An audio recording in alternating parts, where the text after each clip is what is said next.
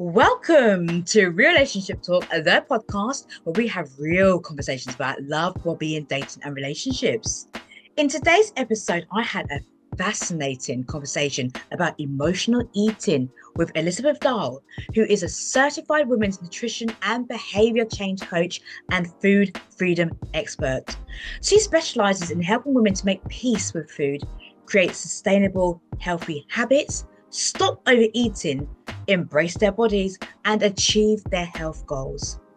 As the host of the Women of Wellness podcast, she shares expert insights and actionable tools to support women on their wellness journeys. You can find out more about Elizabeth's enabling work in the show notes. During this conversation, Elizabeth shares the idea that emotional eating could actually be a gift, not a curse, and offers a perspective that turns the conventional thinking on its head. She also touches on the silent influence of shame and how it shapes our relationship with food, movement, and our bodies more than we often realize. Elizabeth also explores what it really means to love and accept your body, especially in a world where we're constantly being told to change it. And she also unpacks the difference between diet culture and food freedom. How diets often demand perfection, whilst food freedom invites kindness and flexibility. And so much more. You are about to get the whole RLT, aka Relationship Talk, so you're going to want to watch the entire episode. I hope that you will find this conversation as intriguing as I did. And remember to subscribe, hit that like button and that notification bell. I'm Teresha Young, your international wellness and relationship coach. Enjoy, take notes, and get ready to apply all key messages you take away today. Hello, Elizabeth. How are you doing? Welcome to the show. I'm doing great. Thanks so much for having me. I am thrilled for you to be joining me because I love exploring new topics on this show. And the theme of what we're going to be speaking about is emotional safety, emotional eating, loving our bodies, which I know so many people, particularly the women who listen to the show, is going to resonate with. So I would absolutely love for you just to share with the audience what led you to becoming a certified women's nutrition and behavior change coach and the food freedom expert. That was a mouthful to say there. A lot of different things, right? Like lots of schooling behind all those words. But Yeah. so I actually started in the nursing space. In nursing and to make a long story short, I had a particular nursing assignment that made me realize I wanted to be more on the preventative end of health and wellness rather than kind of taking care of those that were sick or whatever, which I love nurses. I have so much respect for them. I decided my path wanted to be more geared toward prevention and support for our bodies. And so pivoted and went more toward the nutrition, exercise. And as I did that, I started with personal training. And I was giving my clients what I was told was the textbook perfect plans, right? All the college taught me like do eat this, exercise this way, and my clients kept coming back over and over and saying, "I didn't do it. I didn't do it." And they weren't getting results. And I learned that there's so much more to health and wellness than following a particular plan.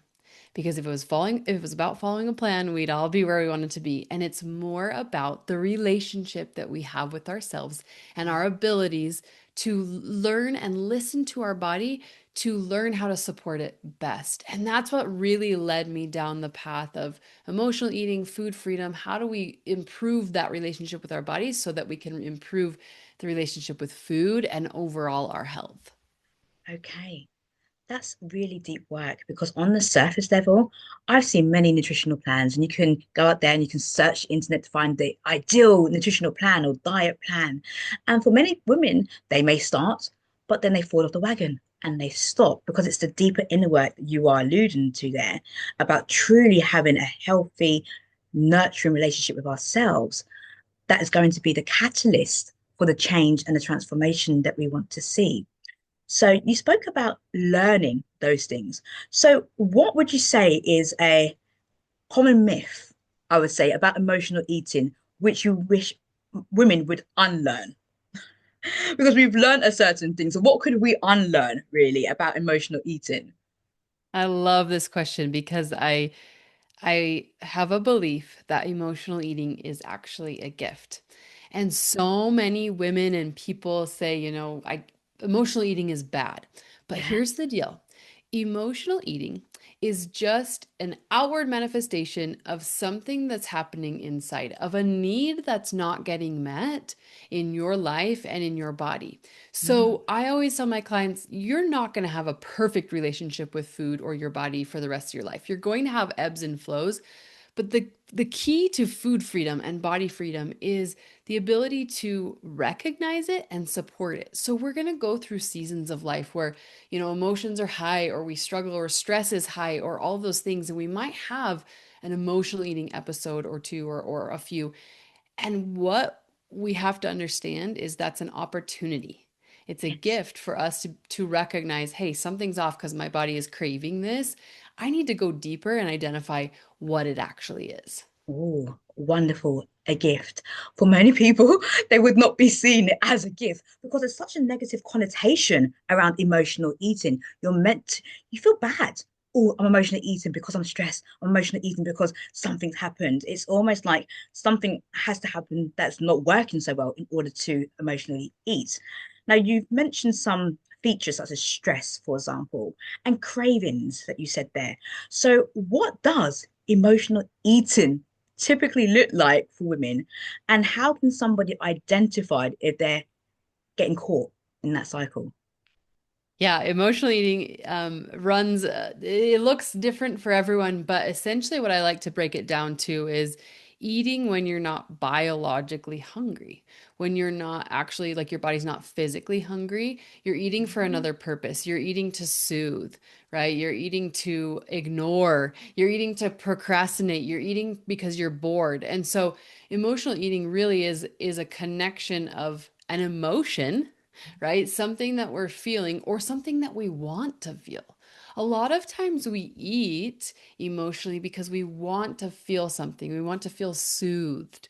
We want to feel mm, loved. We want to feel relaxed. And we've conditioned our brains to turn to food to create that. But what you said earlier was it usually leads to, that guilt and more emotions that we don't want to experience. absolutely. The guilt, the shame, the blame. And from my personal experience, I believe that a lot of my emotional eating actually stemmed from childhood. So, what's your thoughts on our childhood experiences when it comes to emotional eating? Yes. At some point in all of our lives, and it's usually sometime in childhood, we we discover it all starts with our body, actually. So it's our relationship with our body that affects emotional eating because we discovered that our body was different, different than it should be, different than hers, different than the ideal. Yeah. And so what we do is then we turn to diets and programs, right, to Mm, try to fix what we perceive is wrong. And so that's really what leads to the emotional eating. And we also have experiences right throughout our lives. Maybe you've had a mm, mom who was on a diet, or you were taught to always clean your plate. And so we yes. also have a lot of conditioning that comes in of like, oh, I learned that in childhood. And so it's a lot of times it's a habit, Yeah. more so than a conscious decision. Mm, that's really good to know because when I was talking about and thinking about this conversation with you, I reached out to my community and I said, what would you most want to know regarding emotional eating? And I had a few questions come back. One of the questions that came through was, how do I stop using food as an escape when I'm overwhelmed or anxious? What's your take on that? Yeah. You know what? Here's the cool thing. It's simpler than you think. And that's what I want people to realize is it's Mm, not as complicated. So the biggest piece that a lot of us skip is awareness. Just being aware that we are feeling something. So I like to tell people, name the emotion. Are you feeling, well, what did, she just named the emotion stress or overwhelm or one of Yeah. those two things. Yeah.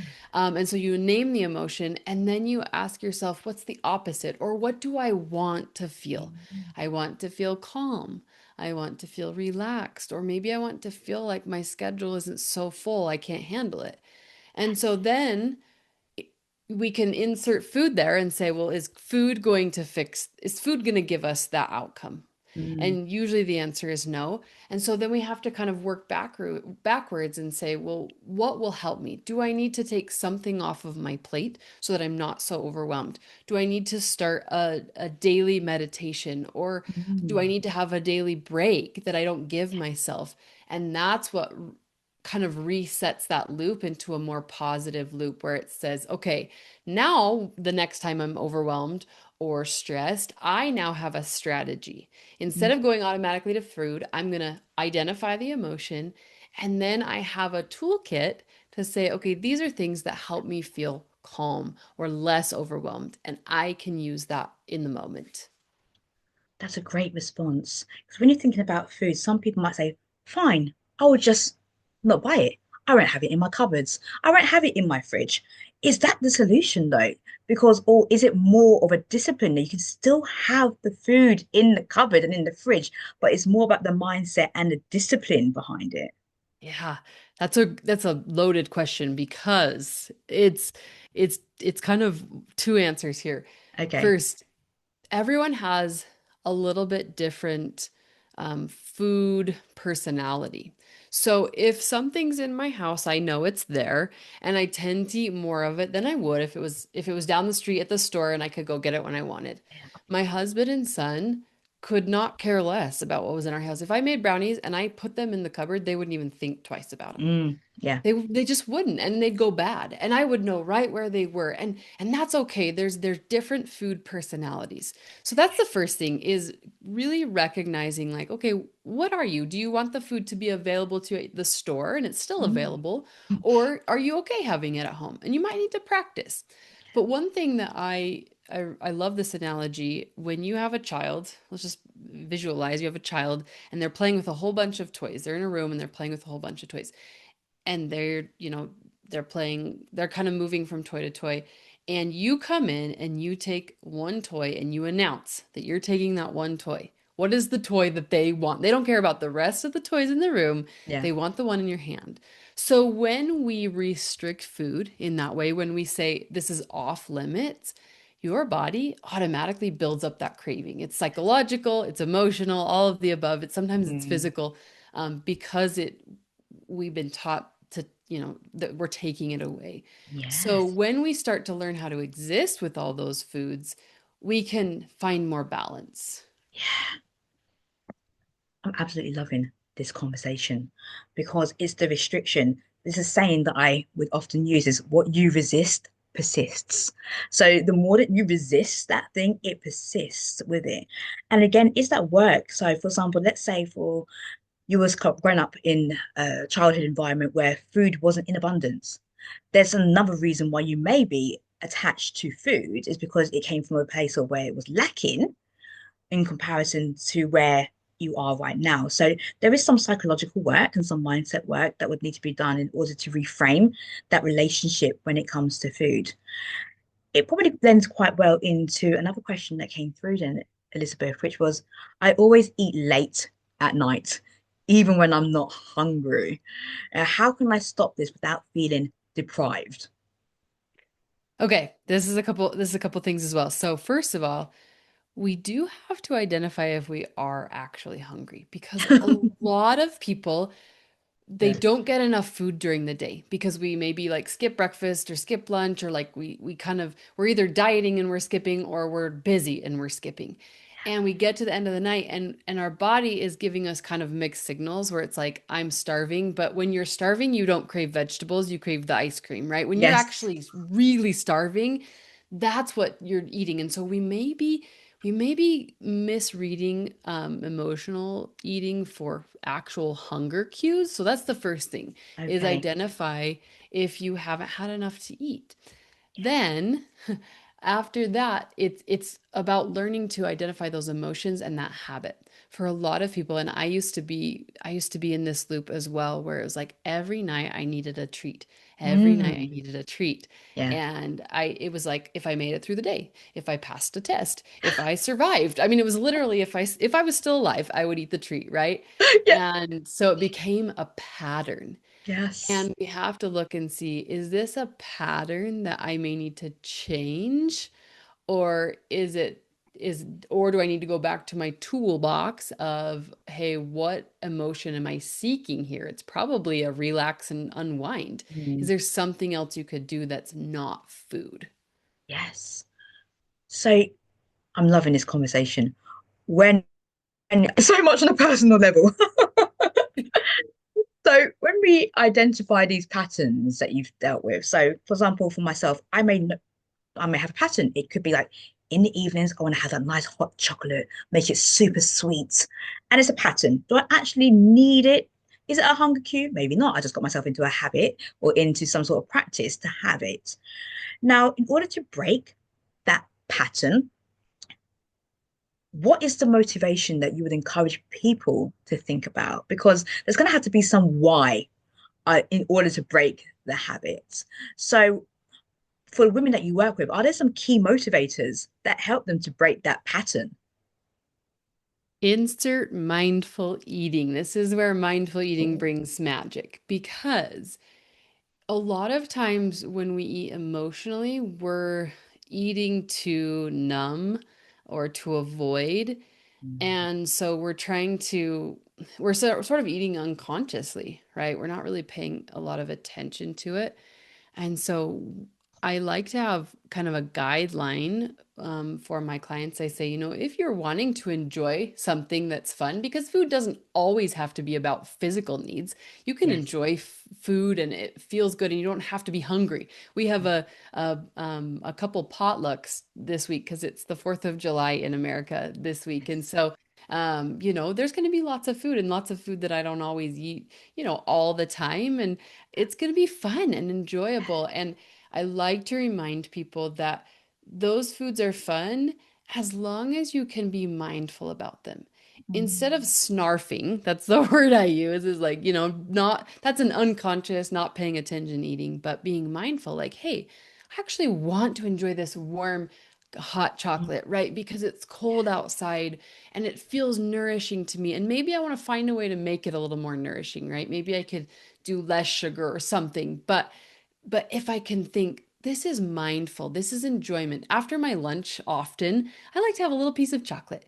And I have kind of a guideline for myself that, I don't eat it while I'm doing other things. I sit down and mm. I enjoy it. And that's not emotionally, well, I guess you would say it's a good form of emotional eating, Yes. right? It's an enjoyment of eating. But that's what differentiates emotional eating that leads to guilt and shame versus eating to enjoy food. Yes. Yes. So mindful eating, which means slowing down, Yep. because quite often we can get ourselves into a habit of wolfing our foods down very, very quickly. And of course, not processing or labeling the emotion behind why we are eating in that way. So you have actually spoken about shame.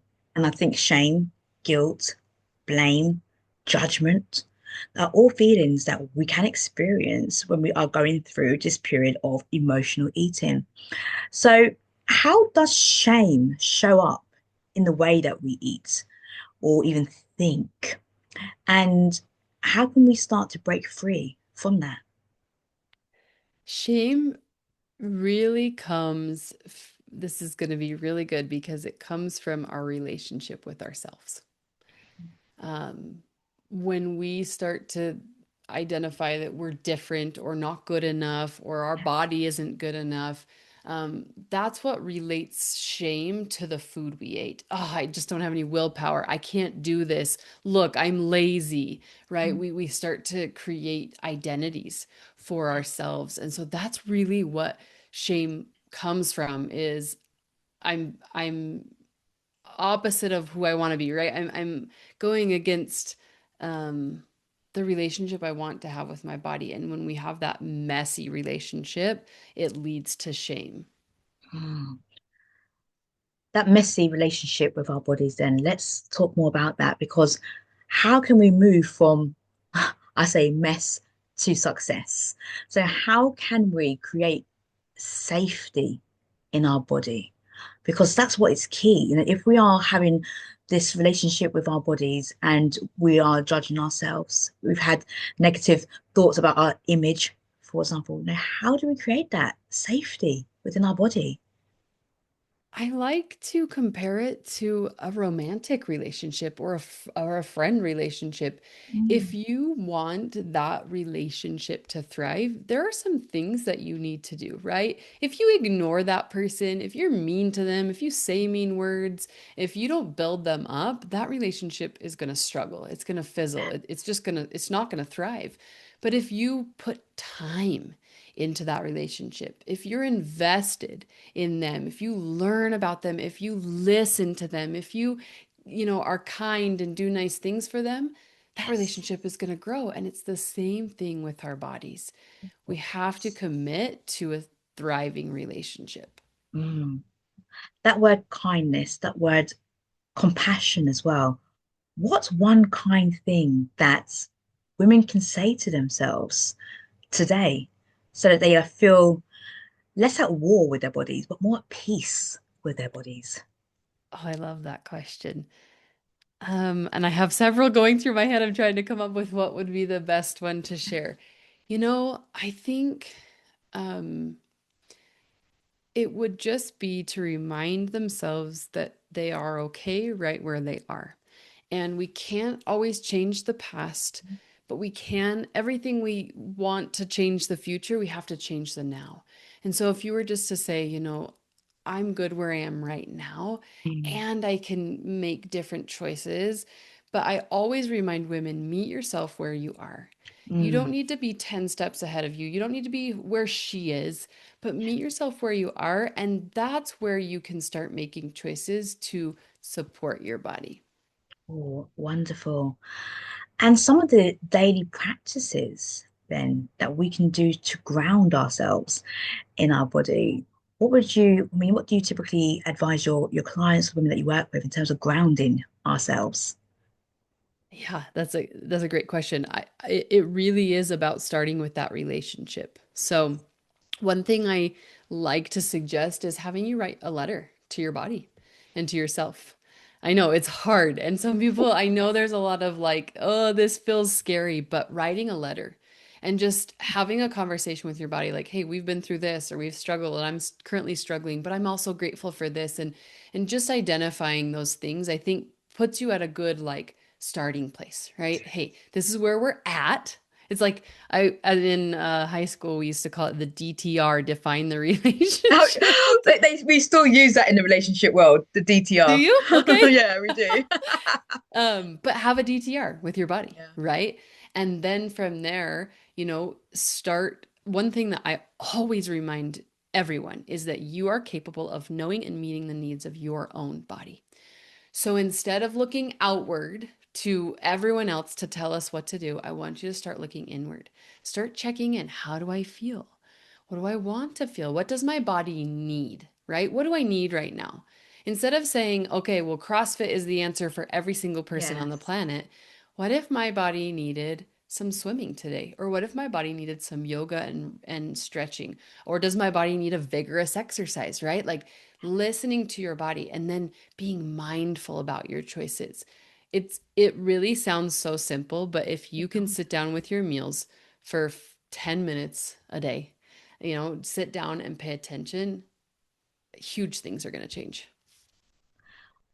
Would you say then that that is what it takes to truly love and accept our bodies? Because I know the thought of writing a letter to our body, there'll be like a little bit of a hate campaign. I think for many people, you're just going to focus on everything that you don't like about the body. I've got an 8-year-old daughter. I'm like, look at this flabbiness, you know, that type of thing. So you're more than likely to highlight things that aren't necessarily going Right.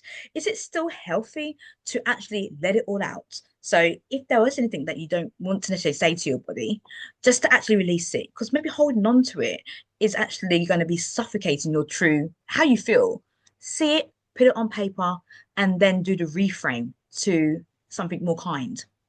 Yeah, and like you said, you don't have to do it around your daughter, right? It can be Yeah. private to Yeah. yourself and it gives you that opportunity. Let me give you an example. So we talked a little bit about childhood. So when I was Yeah. younger, my grandma, I have a very specific memory of my grandma telling me that my legs didn't look good in the shorts that I wore, like they were too big for the shorts. And I kind of created this story throughout my life that my legs were too big, like they weren't the right size, right? I remember wanting this thigh gap in high school, like that was the thing and all that stuff, you know. Yeah. And over the years, as I've had that conversation, it shifts. It shifted from I want these to be as skinny as possible to gosh, my legs are strong. Like I've run races, I've climbed mountains, I chase my kids around, and you said it perfectly where it's like, yeah, it's okay to get it out. And I don't believe that you need to love every single part of your body. I actually think it's okay for us to identify flaws and say, yeah, that's something about me that like my nose is a little bit big and I Yeah. don't love that, but like it's who I am, you Yeah. know? Yeah. And I can still accept that. I don't have to love everything about it, but I can still accept like this is who I am, this is how I present myself, and I can still take care of my body as it is. And so allowing yourself to maybe get some of those words out could be really helpful. And what you brought in was then from there you can reframe it and start changing the narrative. Yeah. That takes a lot of courage. It takes Yeah. a lot of bravery because in a world where we are constantly being told to change elements of our body, to change, we're not good enough, the comparison out there, it takes a lot of bravery and courage to even sit and face it and say, these are some quote unquote flaws.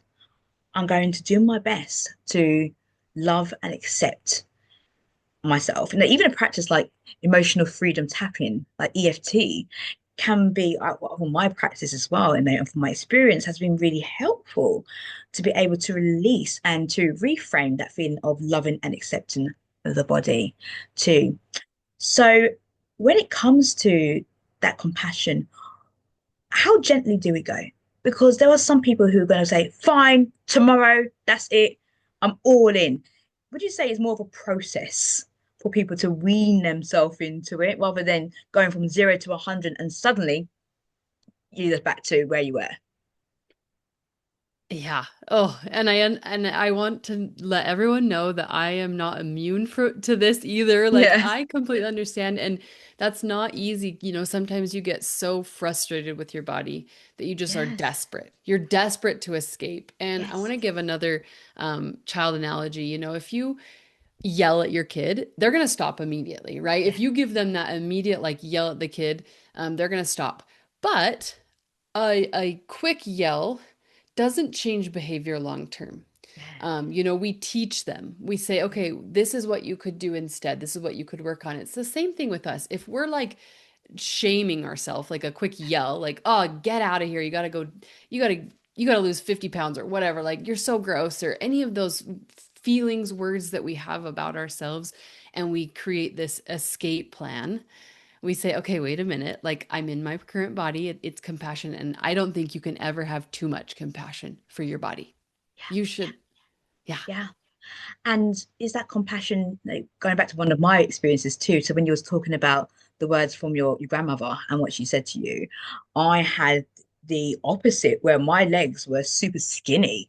And I used to wear two pairs of trousers in order to make them look bigger because and I think I have mentioned this before, I was so skinny, used to wear my hair in a bun that people used to say that I looked like Olive from Popeye. Do you know the animation? And it was Popeye ate the spinach, he got Yes. strong, and he had this really super partner, and she was skinny. And I didn't like that comparison at all because I thought that was a weakness. So for me, I got into the practice of eating loads of food. When I was at home, my dad used to look at his portion of food and mine, and we used to kind of compete. I was small. And I think it's those underlying, I suppose, triggers or experiences that needs to be shown some love that need to be shown some healing and some compassion around those experiences, and to know that it is okay. And it's okay to feel emotions on whatever spectrum it is. It's the identification of it. How do people start labeling their emotions? Because people think, yeah, they might say, I'm happy, I'm sad, I'm angry. They might even say, I feel shame, blame. Where do you start to be able to accurately label your emotions?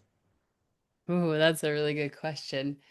And it's one of those things where in sometimes as someone who does this a lot and is just really aware of her body, I'm like, that's simple. You just ask your body, right? You ask your body. But I Yeah, recognize that a lot of times we have disconnected yeah. from our body. And so really what it takes is that reconnection.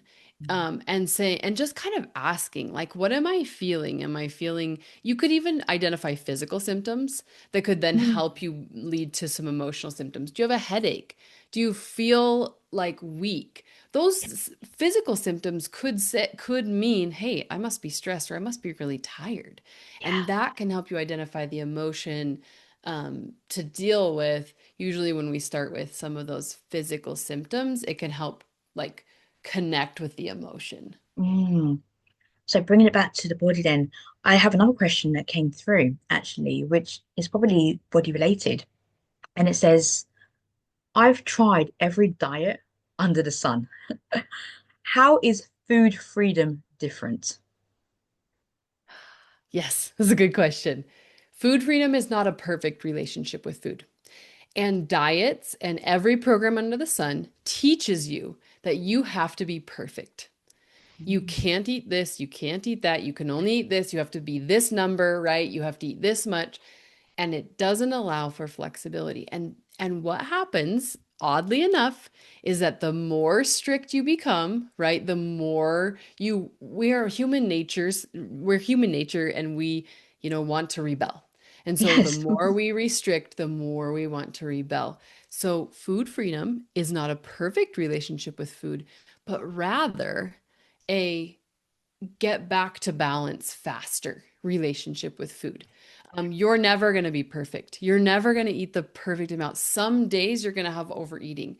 But when you know that you can get back to it without spiraling out of control for days and weeks of overeating because you Yeah. already screwed up your plan, that gets you where you want to go faster than any diet ever would.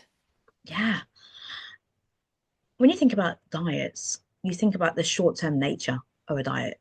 It doesn't necessarily feel like a lifestyle that you are creating. And with your nutritional background that you have too, I suppose a lot of people, when they are emotional eating, they're not necessarily going to foods that are going to be very nutritional in value. So, how can we start to understand more about nutrition so that we can maybe, even if we do want to eat something, we're not, it might be dark chocolate that we go for rather than the milky chocolate. Now, how do we start to educate ourselves and learn how to eat better? Yeah. Okay, let's do a nutrition 101 fast. Yeah. So, what I like to remind people is if macronutrients are what support our body. These are proteins, carbohydrates, and fats. Those are the things that help our bodies function. Proteins help our, muscles and help us, it's our keep our body full macronutrients. So it helps us feel satisfied and full. Fats also help with fullness satisfaction. It also helps with our cells, our hormones, and Mm, carbohydrates, our energy. And so when we can look at, hey, can I start creating combinations of these kinds of foods, right? Something on my plate with protein, because that will help me feel full and satisfied. yeah. Something on my plate with fiber and carbohydrates. Carbohydrates and fiber kind of go together. That's going to help my body, have energy that lasts. And then fats, that's going to help my body, it show up in its best way, work the best way, and also it has some satisfaction there. And so if we can look at food from the way that it serves our body, rather than how many calories it has or Mm, how it's going to affect our weight, yeah. everything shifts. And so if you can just start looking at that, and I understand that there's a lot of information about eat this, not that, but we have a lot of basic knowledge, especially people who have been through dieting a lot. You have more knowledge than you realize. Like you probably are an expert at nutrition. We just need to shift the focus away from the points and the restrictions to how can I use this then to serve my body? Wonderful 101. Yeah. You've just given us there. I have a couple of days ago completed a 3-day water fast. And that was incredible because I know the benefits of 3 days when it comes to what it does for the body too. But let me tell you, Elizabeth, when it got to the day to come back to food, I was celebrating that. Of course, I know that there's a healthy way to bring and introduce the food back into the body. It made me feel good. And there are so many health benefits associated. And I'm not a nutritionist, I'm not a health person, so please don't hold me to this. But for me, I know, and I've done it before, that I had particular ailments in my body that stopped being there. I used to have a sore thumb. After 3 days, the thumb was feeling fine. So there's that healing process that people can go through. So that was a little bit of a digress. What I did want to come back to is some of the stresses, because you spoke about hormones, for example, and maybe that could be a trigger. I wondered what other triggers there could be that could cause us to emotionally eat. So, first things that are coming to my mind is work, for example, career, business. Are there any other common stresses, triggers that you've experienced that women can say, oh, that sounds like me? Yeah. Going back to the nutrition, this is probably the number one thing I see with women when I really dive into it is you're lacking nutrition. So Yes. we need to support our body physically. But beyond that, I like to suggest you look at, okay, do I have acute so an acute stressor in my life is like I got in a car accident or we my kid came home sick today, right? That's like a one-time thing. I have to kind of deal with it. We also have chronic stressors. The chronic, like I'm not sleeping every night. The chronic, I have a stressful job. The chronic, my family life is stressful. All of that. And that's something that really can wear you down. And so just identifying, like, is this an acute or is this a chronic stressor that I need to look at and adjust? And that takes time. That takes time to Yeah. sit down. I love the differentiation between the two because there will be things where you are super reactive rather than being responsive to it. So that's a really good way of being able to break that down. I'm sure that so many women would look at that and say, okay, that sounds like a good place to start. Is there anything else that you would like to share about emotional eating or emotional safety, or that you feel that we haven't necessarily touched upon during this conversation? Yeah, we kind of touched on it earlier, but I want to remind everyone that you truly are capable of knowing and meeting the needs of your own body. At we've talked about childhood, we've talked about things that Yeah. may have come up, and what happens throughout our lives is we we somehow have created that disconnect. Whether it was we were told to eat this way, follow this diet, so we disconnected from our bodies and we followed that diet, or we were, we followed their plan so they know better. And the truth is that you know best. And you are capable of knowing those needs. You're capable of knowing what it feels like to feel hungry and full. Mm. And we've just suppressed them, we've ignored them for so long.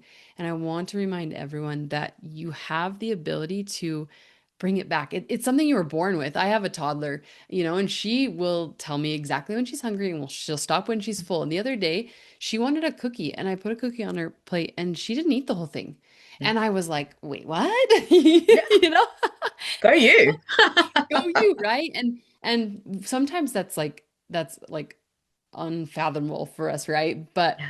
when we recognize that we can meet those needs of our body, we can start making those kinds of choices rather than feeling like we have to have that perfect plan. We have to be perfect. And it really comes down to, going back to the emotional part of it is having that emotional relationship with yourself and saying, hey, like, we're going to work on this together. And I'm going to ask, like, what are you feeling? Like, I'm going to ask my body, I'm going to ask myself, what are we feeling right now? How are things going? A couple weeks ago, well, a couple months ago, I went through a pretty stressful time myself, and I found myself like turning to food a little bit more. And I thought, wait a minute, I have these tools just like every person can have them. I'm a coach, I teach this. That doesn't mean I'm immune from the Exactly. stress, but I identified it and was able to really turn it, switch it around quickly because it was like, oh, this was a gift. This is a Mm. gift telling me that something's off and I need to pay attention. Yeah. Seeing it as an opportunity, as you said before, and a gift is so powerful because the relationship that we have with ourselves does impact on the quality of the relationships that we have with other people. So thank you for that share because I feel it really moves us naturally into the next segment of the conversation where I'd like for my guests just to share a little bit more about their personal relationships, particularly in the world of romance. We spoke about DTR before and what that can look like. And I'm not looking for you to DTR your relationship, but in terms of your relationships, past and current, what have been some of your key lessons and learnings from those experiences? That we're all imperfect. And if we can accept each other's imperfectness and flaws, then we can go deeper, right? And it helps us connect deeper. So that's probably one of mine. What's another one that I would say? Um, I would just say commit to showing up every day, knowing that it's not going to be perfect, but you're still committing to the positive outcome of that relationship. So you're saying, "Hey, this didn't go well. We need to figure out how to adjust so that it can go better next time." Mm. The acceptance. We've spoken about acceptance, loving and accepting ourselves is also accepting parts of the relationship that might not be working so well. And then say, so what can we do? You can use the same questions that you use to talk to your body, like you've shared with us, when it comes to the relationship, just change the context. Like, what does our relationship need right now? Yeah. What are we experiencing right now? And you can take that time to actually learn, to use that word, learn more about each other and stay curious. So I love those shares that you put there. Now, love, personal definition of love. Again, this is another question that I ask my guests is, how do you define love in the context of a romantic relationship? I believe that love is a verb. So it's an action. Mm. And if we wanted to put the verb word, it would be like acceptance, right? So doing something that accepts that situation, that, builds that love. Does that make sense? Yeah, yeah. Building that love is the doing, I Yeah. suppose, behind that. And the definition of love and the romantic side is going to be different for so many people. And our default, as you like you said, no, when we're kids, we're born out of love, we are love. And it actually does take effort. It takes work, when it comes to our relationships and to know what love feels like for ourselves on a very personal level because it's so different. So I love what you said then in terms of it being a verb. It's like you gotta do stuff. Yes. You've got to do stuff. So I would say that in terms of what we've covered so much. And, what I'm hearing as well is that, you know, emotional eating is a gift, it's an opportunity. And that's fact, the whole process of witnessing our emotions and what's motivating us can be very healing. It can be very, if we have kindness, if we have compassion, we take it one step of a time and learn to love and accept ourselves. And that firstly starts with ourselves. Now, for people who are listening to the show, and what would you say would be one key takeaway to help them along their journey of love, well-being, and relationships? You are worthy of time. And two ways. You are worthy of the investment taking time, and you are worthy of putting the time in to Oh, make it thrive. time in a world where time can feel quite limited. Yeah. However, what you are alluding there to is we all have the same amount of time. Yeah, we've got 24 hours in a day, but it's the choices that we make in terms of the investment of the time and the time that we give to ourselves. It's such an important takeaway that I know that people would love to listen to and take that away and to do something about it. You know, the verb. Yes. Do something about your time. Elizabeth, thank you so much. For people who would like to learn more about you, follow your work, where are you hanging out? Where can they connect with you? Yeah. So if you want to talk more this style, I actually have my own podcast. It's the Woman of Wellness podcast. We talk all about relationship with food and body and just becoming a woman of wellness. And I'm on Instagram at a woman of wellness. And I've also got a couple of freebies I think I'll kind of send your way. And if people need, help with mindful eating or Mm. self-love, we can include those as well because I think that those are some basic things that I want everyone to have access to and to kind of get started in that process of building that relationship with themselves. Oh, amazing. Really great resources that you've got there. And I'm going to drop all of your links into the show notes. In actual fact, I think I have here a mindful eating meditation Yeah, that you yeah, had. So listen to that. What a beautiful way to ground yourself is through mindful eating meditation. That will be on my download list. yeah. So I could start to do more mindful eating. I think it's a really important share that you have put out there in this conversation as well is the gift also of mindful eating and to give ourselves the time to do that, which is so beautiful. So, like I said, I'm going to drop all of Elizabeth's details into the show notes so you can connect with her. She's doing some fantastic work out there so that we can become women of wellness and Yes.